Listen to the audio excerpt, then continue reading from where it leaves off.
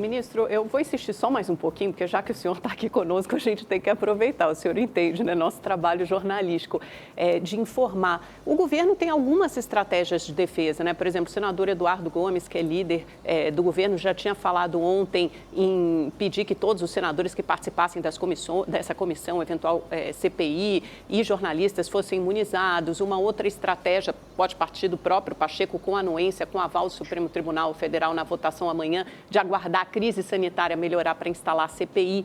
Em qual que o governo aposta mais, ministro? Amanda, em primeiro lugar, eu acho interessante que o Supremo, essa decisão do Barroso, ela coloca a CPI como uma atividade essencial, né, no meio da pandemia. Então, a partir do momento que nós temos senadores que, visto que as idades, né, dos senadores são muito maiores do que a da própria Câmara, que são ex-governadores, né, ex-deputados federais. Então, quando ele diz que é para instalar, então já temos hoje uma atividade essencial. Sabemos hoje que CPI no Senado virou uma atividade essencial.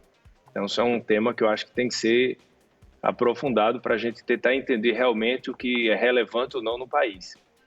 O que eu acho que essa CPI, o nascedouro dela, foi com intuito eleitoral, intuito político, contra Bolsonaro. É uma CPI contra Jair Bolsonaro, porque nós temos coronavírus no mundo inteiro, nós temos o Covid, é global, a Covid é global. E como é que você vai investigar a Covid no Brasil, a CPI da Covid no Brasil, e que você não vai investigar tudo o que aconteceu nos estados e municípios, visto que, aqui não é apontando o dedo para ninguém, porque todo mundo tem direito a se defender, cada um sabe o que fez no verão passado. Mas, assim, o governo federal, por exemplo, ele recebe as vacinas, é o plano de imunização, ele passa para estados e municípios que decidem o que fazer lá dentro. Nós tivemos decisões no Supremo, no começo da pandemia, e que deu a estados e municípios as condições totais para decretar, né, o lockdown, medidas restritivas, enfim, eles têm autonomia. Então, como é que a gente vai poder fazer uma CPI separando isso tudo? Isso é uma coisa só, é um Brasil só, é tripartite, né? Federação, estados e municípios. E como é que a CPI vai ser só federação, só união? Não tem sentido. Eu estava até ouvindo vocês falando antes, várias coisas já aconteceram ano passado, que estão em evolução, em processo de investigação. Muitas eu torço que no final do dia aí consigam provar a inocência, mas de repente outras não. E como é que essa CPI vai se omitir de investigar isso?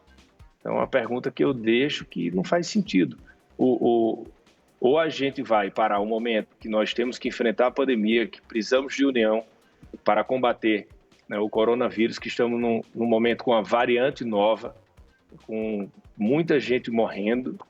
E se a gente for investigar, então vamos investigar eu coloquei isso nas minhas redes sociais, como foi que surgiu o Covid no Brasil, o porquê ele aconteceu desde o começo, se essa nova variante no Brasil, será que ela surgiu nas eleições municipais de 2020? Porque foram 5.700 cidades, durante 60 dias, fazendo campanha todos os dias, com multidões nas ruas. E ali são várias pessoas aglomeradas, né? Mutações ali ocorreram, porque numa CPI é um momento para a gente investigar, entendeu? Então, eu diria que me preocupa muito que a CPI seja eleitoreira, que ela tenha uma função só de prejudicar o Bolsonaro. Mas se for uma CPI realmente para a gente entender o que aconteceu, investigar, né, a ciência, investigar os desvios, investigar qualquer omissão de quem quer que seja, eu acho que é relevante, é importante, vamos enfrentar.